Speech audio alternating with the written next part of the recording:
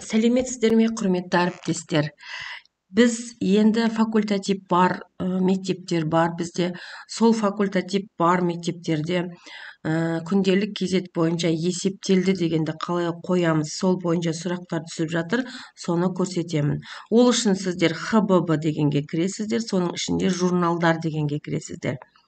Осы журналдардың ішінде міне бірінші тұрғанымыз бұл үйірме, мына екіншінде міне факультативтер ғой.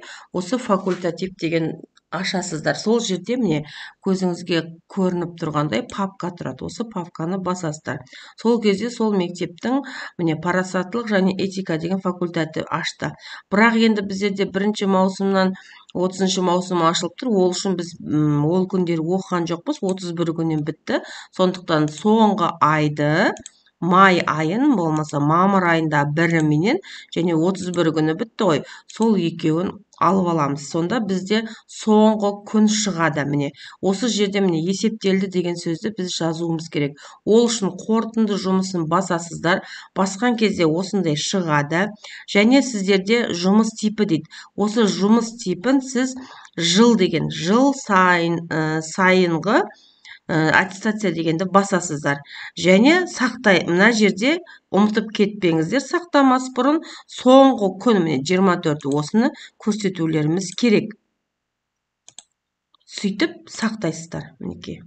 Сақтаған кезде міне өзі автомат түрде жыл деп шығады. Осы жерге сіз клавиатураларыңызды болмаса пернетақталарыңызға қарап, мына жерден тілді ауыстырып қазақшаға қоясыз. Мен көбінесе пернетақтамен жұмыс жасайтын болғасын, маған ыңғайлы.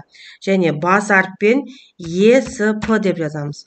Осыны ерекшелеп белгілеп алып, бәріне қойып шығуға болады.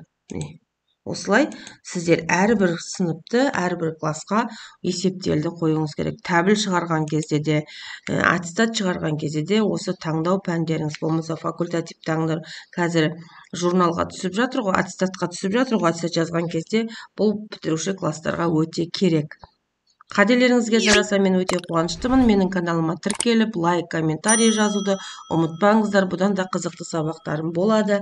Келесі сабағымда көріскенше сау саламат болыңыздар.